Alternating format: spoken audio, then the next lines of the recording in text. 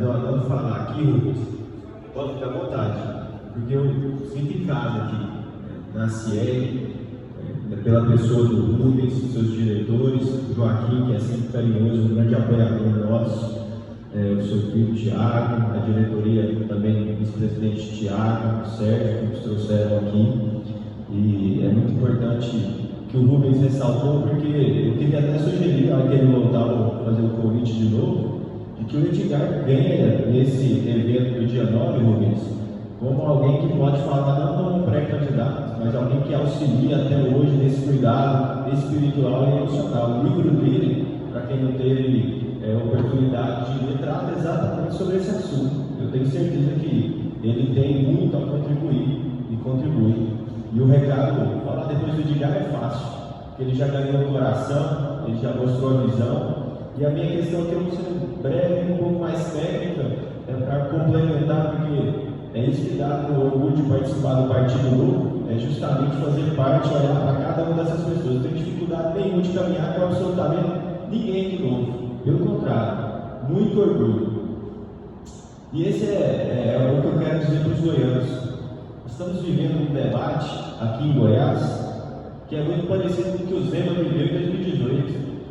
As pessoas, os mineiros que estavam no estado quebrado, diferente daqui que não deve o salário dos servidores, mas chegou a ter esse risco no início do governo do atual governador. Em Minas, havia 5 anos de salário atrasado, 250 mil servidores inscritos nos órgãos de proteção ao crédito que o governador pegava consignado e não repassava para os bancos. E na eleição, o Mineiro via os debates, estava do lado Pimentel, que representava o atraso, responsável por esse fracasso, e do outro lado, a Anastasia, que era o PSDB, que sempre representou a outra opção de governo. Aqui no estado de Goiás, incrivelmente, a gente está falando de um governador atual hoje que não tem apoio da classe empresarial, que recebeu quando tinha sido eleito, né, quando foi eleito, conseguiu naquela oportunidade. Nós estamos falando aí das pesquisas remetendo ao passado, lá atrás, 16 anos a mais de um governador que já deu o que tinha que dar e contribuiu. O convite do Edgar é o único aqui, é o mesmo convite do Zema em 2018, é um convite de esperança para quem tem visão e olhar para frente. Esse é o convite do Edgar. E o convite meu para os goianos é ter a coragem que os mineiros tiveram, de falar, não é só isso aqui mais não é Anastasia e Pimentel, não é PT e PSDB. Vamos olhar para frente. Esse é o convite que eu quero fazer aqui para o povo goiano. E falando especificamente com a classe empresarial, com essa casa que eu reputo ser a casa empresarial mais democrática que eu tenho acesso, né, por Joaquim, por você, o Rubens, pelo Tiago, né, pelo Sérgio, que também abriu as portas da diretoria. É uma classe que, de forma inovadora, promoveu os debates para a Prefeitura de Goiânia com pautas específicas para o setor produtivo, porque nós do Novo não tem ninguém que tem mais convergência de ideias que a classe empresarial e essa associação aqui, que é fantástica e fundamental. Os avanços que tivemos, os poucos avanços que tivemos aqui foram frutos de ideias que saíram da CIEG. Nós sabemos que os programas têm sido implementados e, por vezes, não recebem o crédito que merece. Eu lembro do saudoso Félix Rezende despachar dentro dessa casa aqui, quanto isso era importante para entender a dor do empresariado. Isso é fundamental. O Edgar fala disso o tempo inteiro, de criar a mesa da confiança. Ninguém aqui está entrando no governo com a prerrogativa de que sabe todos os problemas de todos os lugares. Muito pelo contrário, ele quer sentar e falar qual que é o seu, como é que a gente pode resolver. Essa é a mensagem do Edgar, que eu tenho orgulho danado. Então, estou aqui para me apresentar como pré-candidato a deputado federal, colocar o meu nome à disposição não só da CIEP, mas também do Fórum, porque eu entrei na política, não tem ninguém na minha família que é político. Eu sou advogado, especialista em direito tributário, e entrei na política por indignação, porque ao entender o direito tributário, esse manicômio, eu ia voltar à pergunta, você me questionou sobre os finais, a gente perguntar qual o tamanho do ordenamento jurídico do sistema tributário brasileiro. Meus amigos, são mais de 400 mil normas, então assim, tem pesquisas que falam de 700 mil, não tem como entender, não tem como ir para frente. E mais do que lutar aqui pelo estado de Goiás, porque nós estamos falando de uma situação de reforma tributária iminente. A tributação sobre o consumo sofrerá um impacto tremendo. Não porque a classe política quer mudar ou quer melhorar, mas porque chegou num ponto que não tem como não ter essa reforma. Assim como houve a reforma previdenciária. A reforma previdenciária que veio não foi a que precisava vir, que foi desconfigurada um pouco e logo após ela precisar fazer de novo, mas ela veio que já não dava mais. O Roberto Gomes falava de 92 fazer a reforma previdenciária. E o que eu queria fazer para os empresariados aqui, eu tive a oportunidade de trabalhar como assessor legislativo do Marcel Manhattan, um dos maiores nomes da nossa bancada federal. A gente precisa entender que desde 2014 esse país gasta mais do que arrecada. Em que empresa isso daria certo, Rubens? Que empresa, Edgar? Quem que se sustenta tendo gastado mais do que recebe desde 2014? É só um Estado que não tem responsabilidade com o que gasta.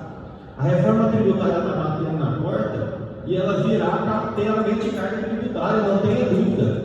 Ela pode vir para trazer avanços como a simplificação de tributos, a reorganização das competências, trocar as matrizes da tributação, que é consumo, propriedade e renda, e nós precisamos de fato reformular toda a nossa matriz de consumo, que é um absurdo e desincentiva o investimento, desincentiva os brasileiros a gastar dinheiro. Pelo contrário, nós precisamos trazer justiça. Porque um brasileiro que ganha até 2 salários mínimos deixa 50% do tributo com o Estado. É injusto, o cara está parcelando o gás de cozinha dele, porque ele não tem dinheiro.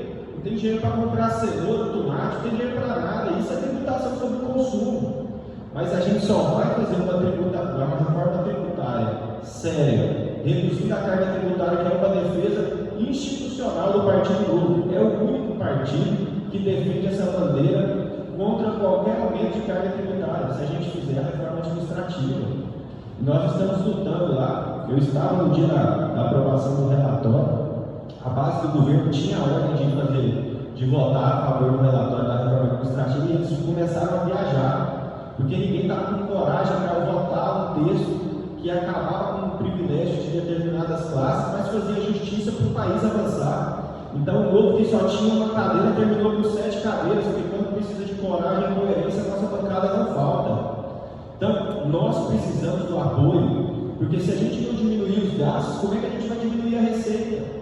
Não se engane, não há possibilidade de reduzir carga tributária por enquanto, se a gente não aperfeiçoar os gastos. Se não vier alguém aqui para falar, sou pré-candidato a qualquer coisa, e ele não estiver falando em aperfeiçoar os gastos, não reduzirá tributo nenhum. Não à toa, a bancada goiana atual está formando quase a maioria para a volta do imposto sindical. E eu estou lá porque eu vejo todos os dias o Lucas Virgínio falar disso, não só do solidariedade, não tem problema nenhum em falar o nome dele, porque ele é um homem público e a postura dele é política. Então, assim, nós estamos vivendo um momento ímpar, que é de dar voz a esse grupo político, que é o do Partido Novo. Eu estou falando para a instituição fazer isso. O debate aqui é sobre as ideias sempre,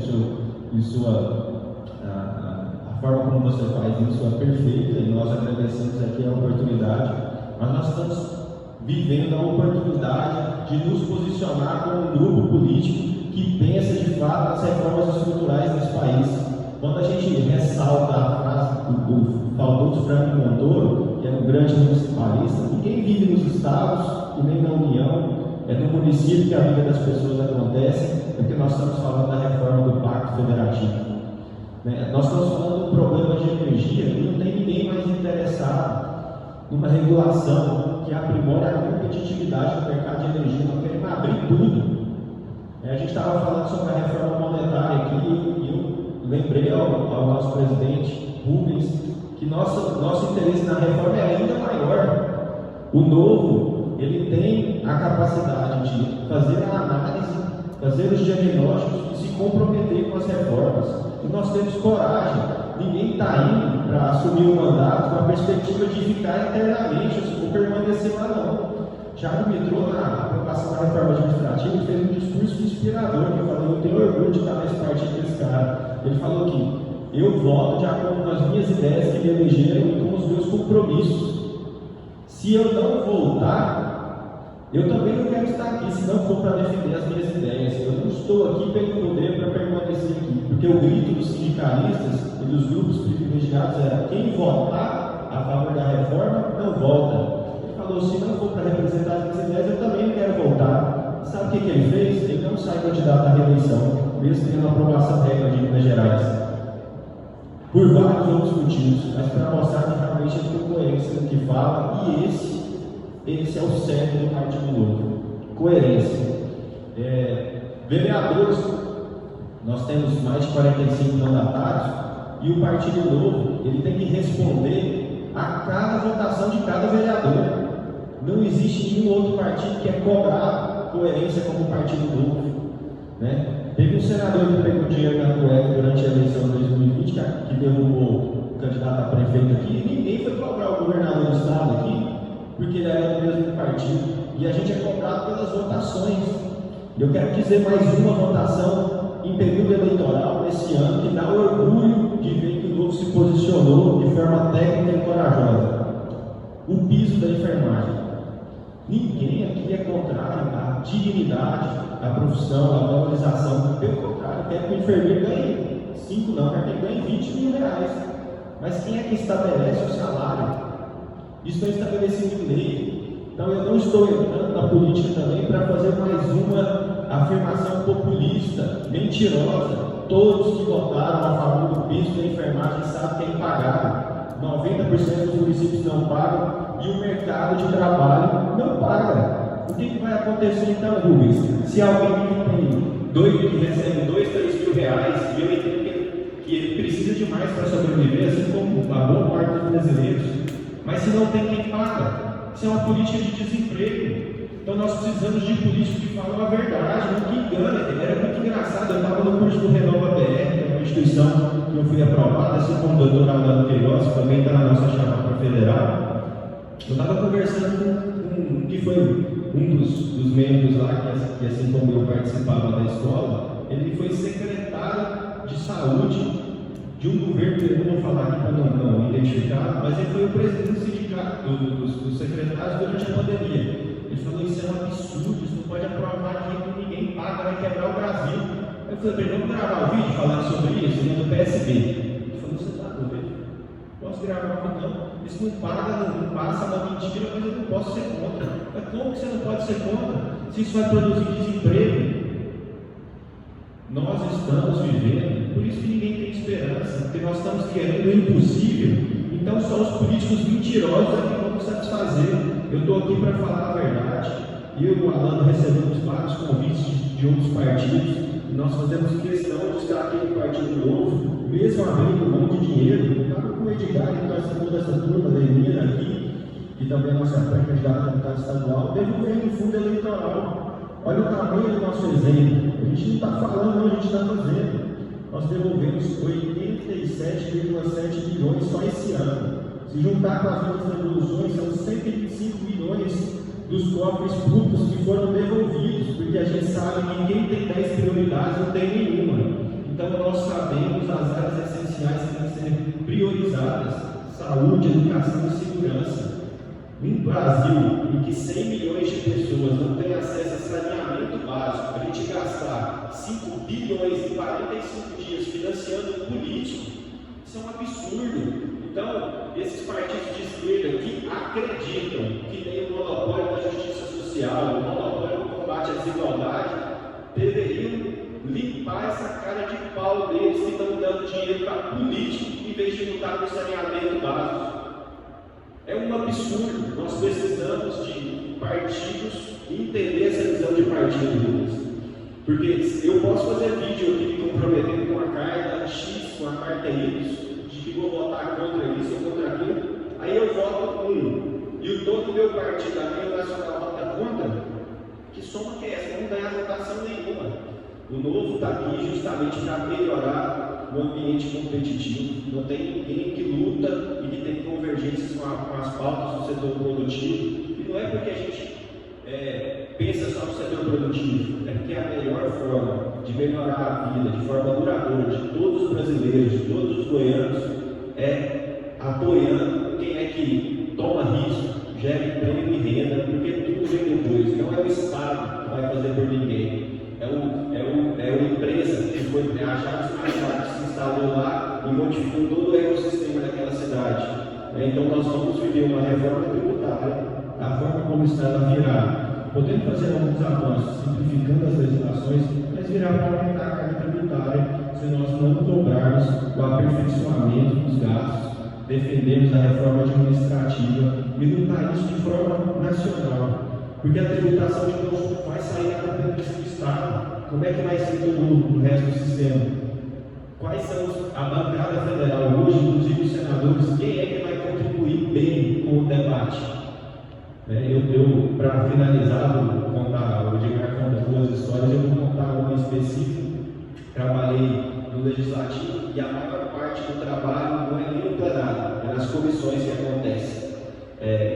Você engavetar os processos, a quantidade de processos ruins, eles são inevitáveis. Né?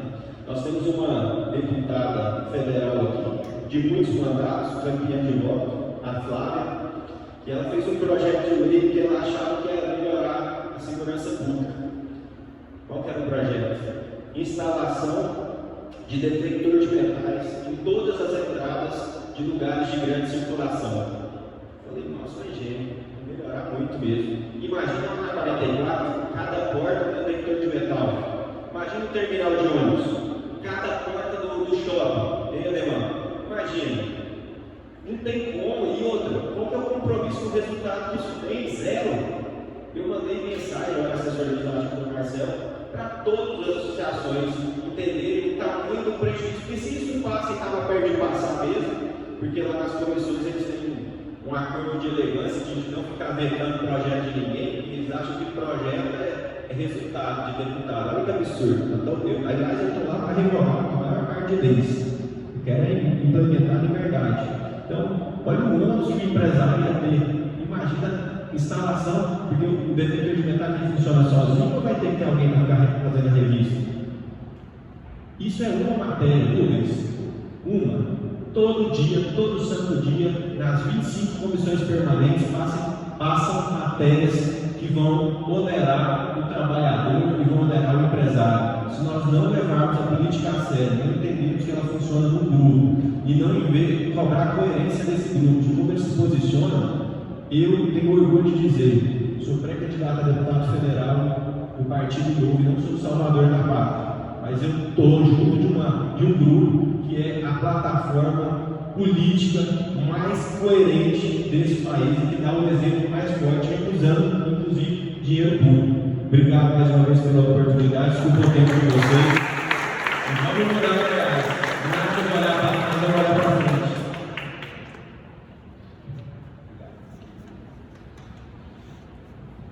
Gente, obrigado aí. Hoje foi uma